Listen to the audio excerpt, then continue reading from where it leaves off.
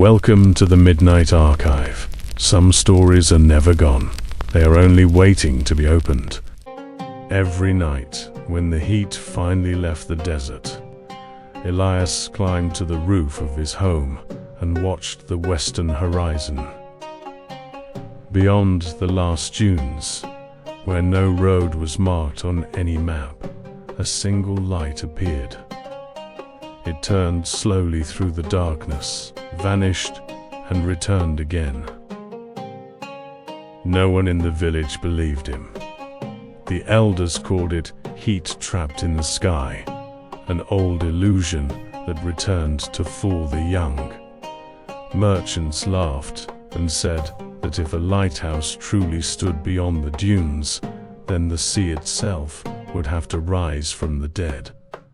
Elias said nothing more. He had learned that some truths only grow louder when everyone else denies them. 3 nights later, a storm crossed the desert with enough force to shake doors from their hinges. By morning, the dunes beyond the village had changed completely. Elias went out to redraw the altered land. There, rising from the newly exposed sand, stood the broken top of a ship's mast, weathered, silent, and impossibly far from any sea. At the foot of the mast, half buried beneath sand and splintered wood, Elias found a compass made of darkened brass. Its glass was scratched, and its hinge groaned when he opened it. But the needle did not turn toward the north. It held perfectly still, pointing instead toward the same distant light he had watched from the village roof. By sunset, Elias had made his decision. He packed water, bread, a blanket, and a few tools a cartographer could carry across the open desert. The compass rested beside his unfinished map, its needle still fixed on the western horizon. He did not know what waited beyond the dunes. He only knew that for the first time, the light had shown him a path. He left before sunrise, while the village was still quiet and the sand held the coolness of the night. By the time the first light touched the dunes, Elias was already beyond the last wells and garden walls. Behind him, the village grew smaller with every step. Ahead, the desert opened in silence, and the compass kept its unwavering promise, guiding him west. Near midday, the dunes gave way to a ridge of pale stone. Elias stopped when he saw the shapes pressed into its surface: shells, coral, and the delicate bones of creatures that had once lived beneath water. He ran his fingers over them slowly. The desert had not always been empty. Beneath every step, an ancient sea was waiting to be remembered. Beyond the ridge, Elias found the first true wreck. An entire ship lay buried beneath the dunes, its curved hull rising from the sand like the bones of some enormous creature. The deck was gone, the sails had long since vanished, but the vessel still faced west. It seemed to have continued its journey even after the sea disappeared. The farther Elias traveled, the more ships appeared. Some were little more than ribs of wood beneath the sand. Others still carried names carved into their bows, though no living person remembered the ports they had once called home. All of them faced the same direction, as if an invisible tide had drawn them toward the distant light. By evening, the light no longer seemed like a star on the horizon. Elias could finally see the tower itself, standing on a dark ridge above the buried ships. Its beam moved slowly across the desert, touching broken masts and empty decks, as though searching for something still alive. For the first time, Elias understood that the lighthouse was not calling to him alone.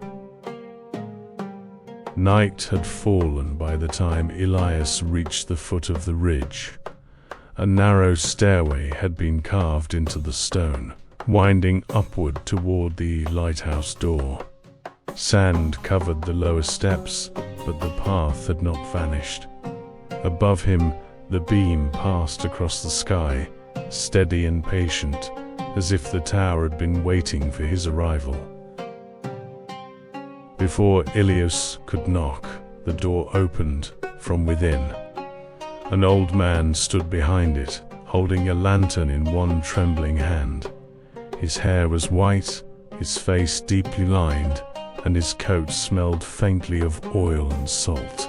He looked past Elias toward the desert below, then said quietly, "You took longer than the others." Inside, the lighthouse felt less like a tower, and more like the last room of a vanished world. Charts of forgotten coastlines covered the walls. Shelves held rusted instruments, bottles of lamp oil, and logbooks swollen with age. Samuel led Elias toward the spiral stairs without explanation. From somewhere above came the slow turning of the great light.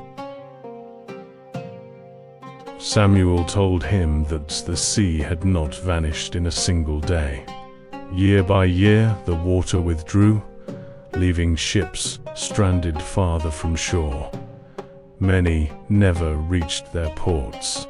Before the last tide disappeared, Samuel promised to keep the lighthouse burning until every lost vessel found its way home.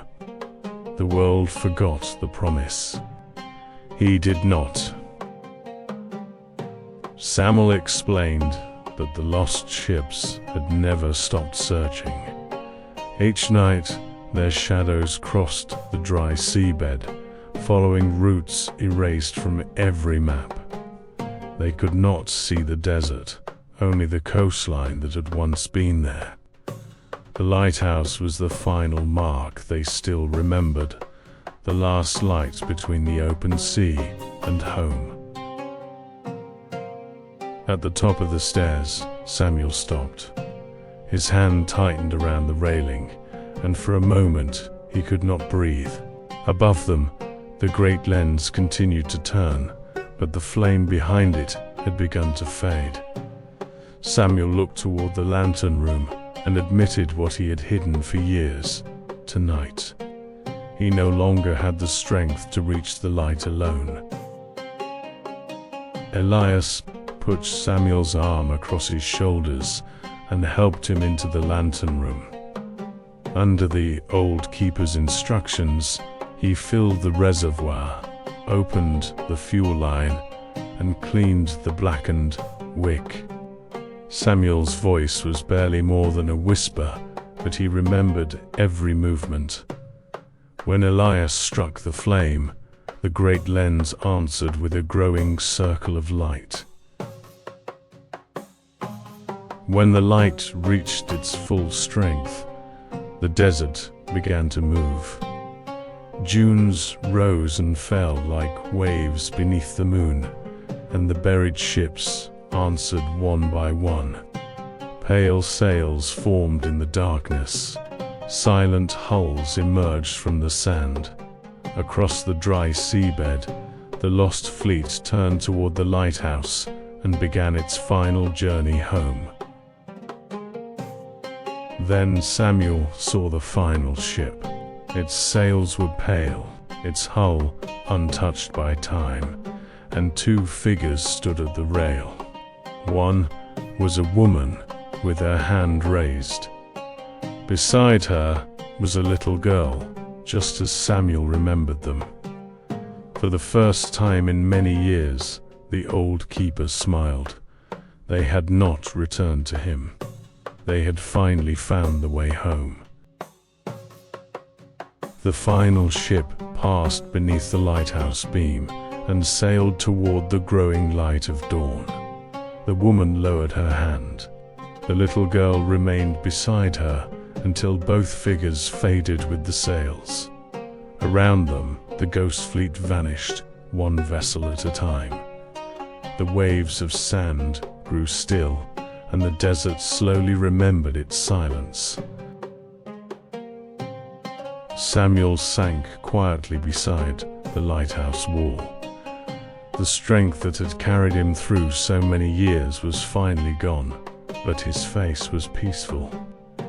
He looked once toward the empty desert and whispered that the light could rest now. As the sun rose, Samuel closed his eyes, knowing that the last ship had reached home. When Elias returned to the lantern room, the flame had already gone out. The great lens stood still for the first time in generations. Sunlight filled the tower, brighter than any lamp Samuel had tended. On the table lay the old keeper's final logbook and the brass compass, its needle no longer pointing toward the lighthouse. Elias left the lighthouse after sunrise, carrying Samuel's logbook beneath his arm. At the foot of the ridge, he opened the compass once more. The needle turned slowly, passed the road back to his village, and settled on a new direction. Somewhere beyond the eastern dunes, another forgotten place was waiting to be found. Elias returned to the village with more than a story. He brought back Samuel's logbook, the compass, and the first true map of the vanished sea. From that day on, he no longer drew only roads and borders. He marked the places the world had forgotten, knowing that every lost place was still waiting for someone to remember it. That evening, Elias climbed once more to the roof of his home. The western horizon was dark at last. No lonely beam turned above the dunes, and no distant tower called across the night. Yet he did not feel the loss of that light. He understood now that some lights are not meant to last forever. They remain only long enough to show someone where to go next. Years later, travelers would speak of a lighthouse that once shone beyond the desert. Most believed it was only a story. But in Elias's archive, beside the map of the vanished sea, Samuel's final words remained carefully preserved. A promise is not measured by how long the world remembers it, but by whether someone keeps the light burning until the journey is complete. This file is now closed, but the archive is never empty. Subscribe for the next Midnight File.